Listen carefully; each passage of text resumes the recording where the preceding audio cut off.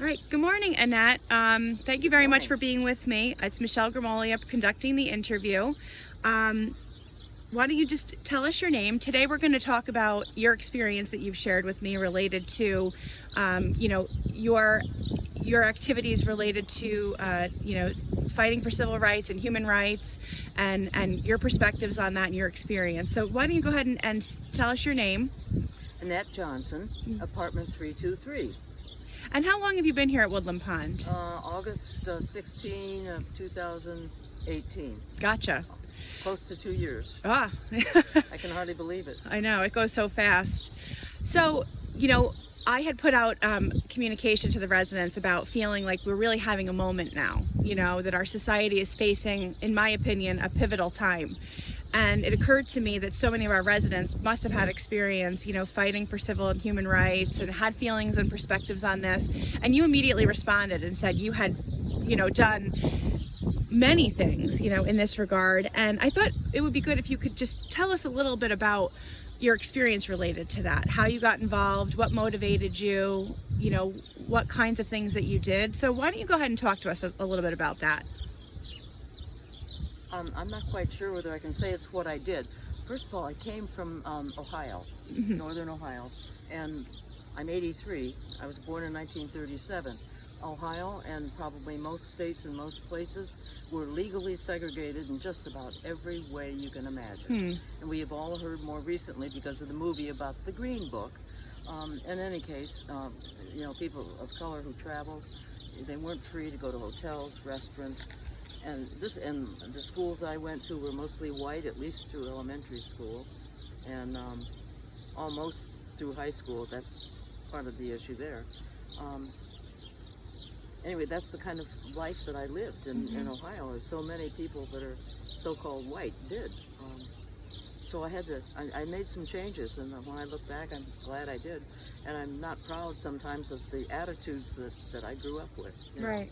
So, I mean, do you remember how you really got motivated and how you started and how you decided that you needed to do something to make a change? I've been wondering about that, and I wish I had a better answer, maybe if I had thought longer. I went to Sunday school and learned about love and kindness and brotherhood and all that kind of thing. So I guess some of that was lurking around. And then certainly by the time I reached college, my ideas were intellectually open. My experience is pretty narrow. Right. In fact, I went to a small college in southwestern Ohio, and my sister roomed with the first girl of color that came. They were international students, but not Americans. Right. So now on campus, were there programs that you could get involved with to, help this movement, or did you get involved after college?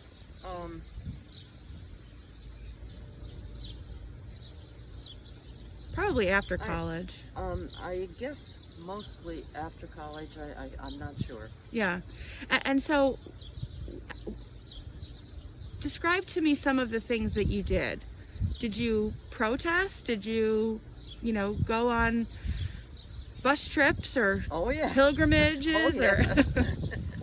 Well, first of all, my husband and I were married in 1962. Okay. And there was a city, and he was enrolled at Union Theological Seminary, and I was working for Columbia University. Anyway, they decided that they wanted to integrate the projects, the public housing projects, a little bit, and they actually agreed that they could take some people from these academic institutions. So we immediately applied. I was really excited about it. Okay. Because I hadn't had an integrated lifestyle before. And my husband agreed. I don't know that he was jumping up and down like I was, right. But I was really excited. So we moved into Grant houses. Okay, and where is that located? It's on Broadway, right where the subway for the 125th Street station. 125th Street's a valley, so the subway's elevated at that station. And anyway, right where it comes out is where we were living. We got used to it. And, we're a very small minority. There were very, very, very few white people in that housing project. And if they didn't have much color, maybe they were Hispanic. Yeah. That seemed to be the mix, as I recall. Yeah. Anyway, I was just thrilled with the whole thing. And do you remember, did you live there for a few years? Yeah. Yeah. Our children were born while we lived there. I see. So your children were born in a setting that was very diverse. Oh, Or- yes. You know, and so really a different experience than you had, totally. Entirely. Yeah. And you know, what occurred to you most when you moved there? You know, what did you see as being the biggest difference between what you had grown up with versus being there, living there? Do you remember? Well, New York City was a huge difference for me anyway. Right. We were on the 13th floor, and we had, it was a nice apartment, better than we probably could have gotten outside of the projects. But living and using an elevator and so forth and so on is Right. time consuming. Yeah. And So obviously you had but friends. our neighbors were nice. Yeah. I was younger and more bashful than I am now, and so I might have made more friends more quickly if I had been more able to do that. Yeah. But I did make friends, with the close neighbors, the people I met. Right. And So then did you start, participating in protests or marches or, taking bus rides? well, the one, of course, that I remember the most is the March on Washington in 1963. Okay. And at that point, I was working for the National Council of Churches. Okay. And they had a bus. So I got on the bus. And we were frightened because by then the riots had started. In the early 60s, there were riots, at least the equivalent, probably more extensive and more damaging than the ones that we've just had. And those riots were happening in New York City? Oh, yeah. Oh, okay. Yeah. I can remember when we took our first baby, and I guess we took an airplane and flew to Canada. My husband was Canadian. And, 125th Street was just completely empty. Only police and blockades and empty stores. And, it was just desolate, the whole street. I think we had to do that to cross over towards the airport. Yeah. So you got on the bus, and did you go on the bus with your husband or just you? Okay. Oh, yeah. That was before the baby and Okay. but the riots had been going on, so Ah. we were afraid in 1963. I mean, we knew that we didn't know what was going to happen. We Right. really didn't know. Right. Well, it turned out to be a gorgeous August day, warmer than today, but like today, and it was just like one huge picnic. Everybody went down and we milled around. There were thousands. I forget the numbers. Right. But the D.C. area was just filled. In fact, even the highways going from New York down to Washington, D.C. was just nose to tail buses and Yeah. cars. And the stations along the rest areas, they couldn't handle us. That was So- a big issue. Wow, so it really sounds like everyone just kind of diverged on Washington. Oh, yeah. Everyone that It was like-minded and wanted to get this issue put forth. So you arrive in Washington, and did you actually march? We walked around. Walked There really around. wasn't a march. We sort of gathered and Okay. congregated. Mm-hmm. And we were along the ponds Yeah. and the fountains. So you're right there in the mall. Yeah, Yeah. yeah. It was packed. I mean, just packed. It was really hard to. Was it? Mhm. And when you looked around you, what kind of people did you see around you? Who made up the group? Was it mostly young people? Or was it all different? I mean, do you remember it being a mix? I'm Black- not sure about age. As far as race is concerned, I think it was probably more people of color than Okay. than myself, but not Yeah, not entirely, not by any means. I see. And And just a feeling of camaraderie. One woman I was with, she met her ex-husband, which she hadn't planned on meeting. She said he was a mail carrier, and he was lying there with his shoes off in one of the reflecting pools. yeah, and I mean, it just must like really stick with you so much to think that you participated in that, and there was so much momentum at that time, from what I understand. Of course, everything that I know from textbooks, which is why I'm trying to really understand from the resident perspective. But it must have really felt like, wow, we've got a lot of momentum here. After that happened, though, did you see change become effectuated? Do you think that those activities, do you think as much changed as you would have liked to have seen? I mean, I look at it as, here we are 60 years later, and certainly there's more integration and things like that, but I do still feel that there's a significant amount of inequality. Oh, it's terrible. And we'll get to the present, but Yeah. it's terrible. It is. I'm not condoning now, but I do think that what we got out of that era was the Civil Rights Act of 1964, which was like 1 year after Martin Luther King right. made his "I Have a Dream" speech. And, Right. was a fantastic law. Yeah. And I'm not quite sure, what the politics were. You may have read more about it than I have about, but LBJ managed to get this through. And whether he wanted to or not, I have no idea what his personal motivations were. Right. And but he did. Yeah. He got it through. And it was a fight, if you can believe it. I mean, people, and that law was really important. It said no discrimination in employment. Right. No discrimination. I think it strengthened the housing laws. There may have been something on the books, but no discrimination. No discrimination in public accommodations. Okay, restaurants and hotels, you're open now. And the whole world ostensibly was open. No discrimination in education. Okay. Right. You couldn't discriminate. Right. In the public schools. So, I don't know if you remember this or not, because it goes back a long time, but when that Civil Rights Act was enacted, and then all of a sudden, everything should have been equal and everything should have been open, it probably didn't happen. Right. So I mean, was there a period of time after that happened that it was just, strife, like because restaurants didn't want to comply, like they just wanted to keep it white and they resisted it? I mean, do you remember, was there a resistance by some to open the doors? Resistance in the sense of not moving, and probably actual, right, real resistance. Oh yes. For one thing, the law wasn't even effective until July. I think it was July of 1965. Okay. I could be wrong.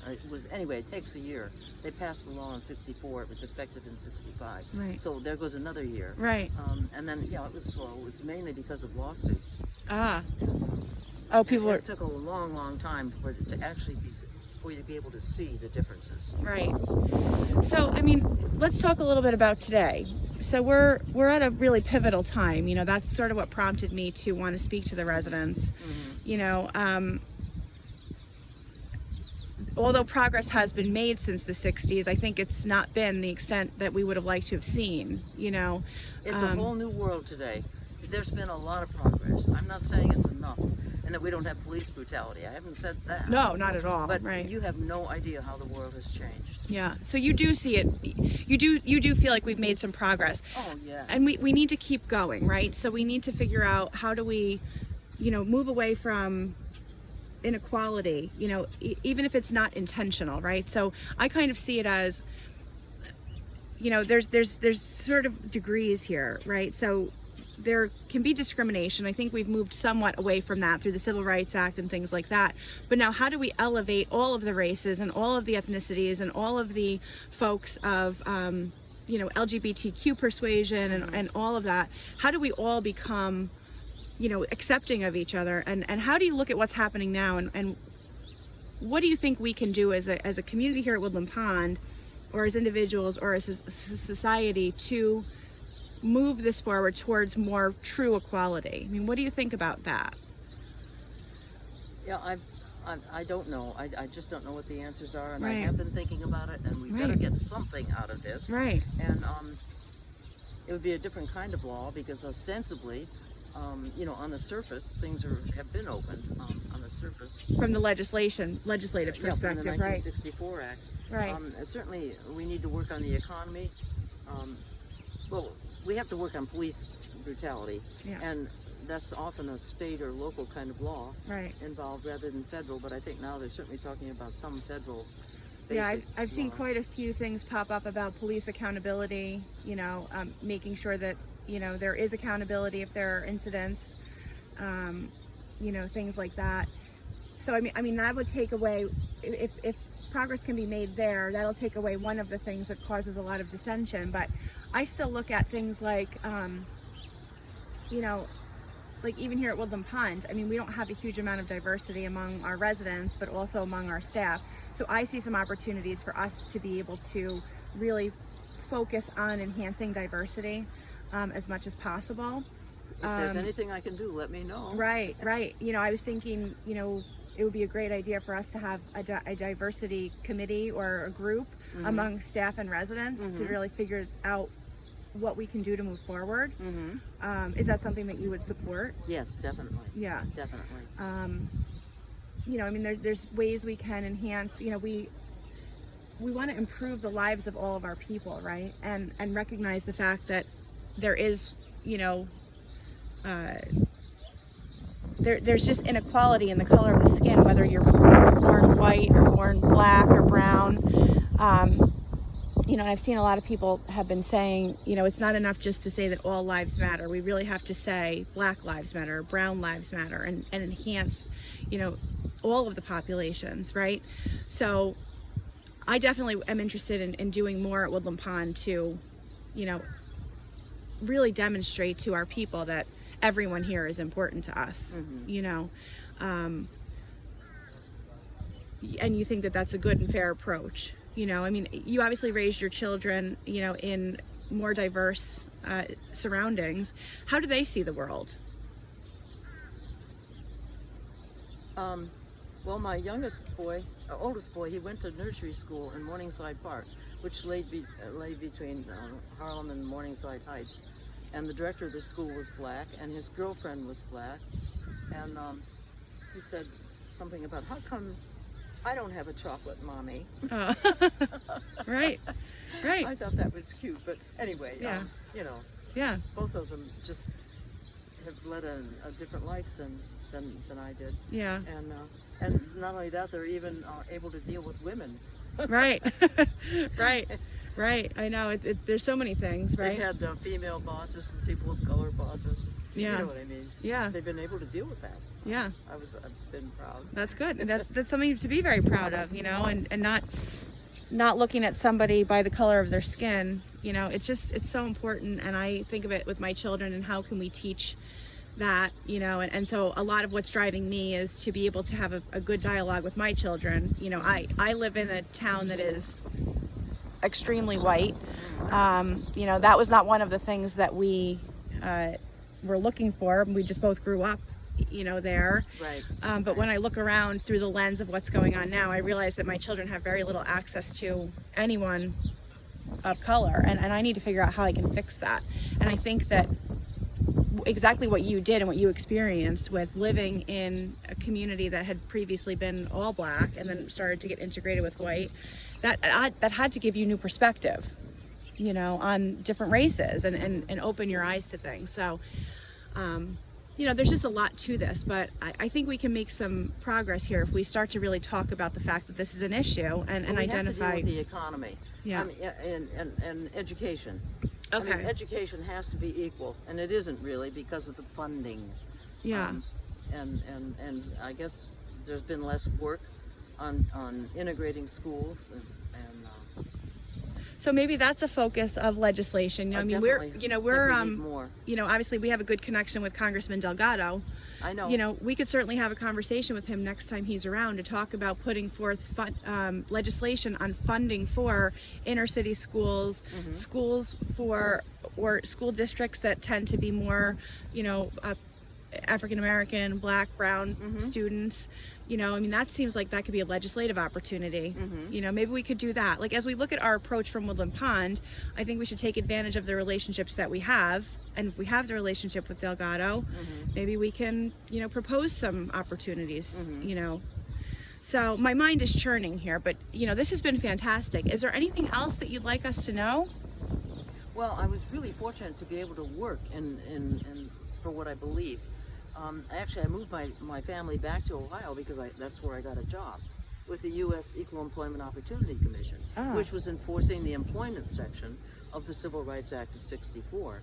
And I think I moved into Ohio in about 1971. And at that point, I remember the case books, the law, the published cases on Title VII of the Civil Rights Act. There were about 3 of them that just took up a little bit of space.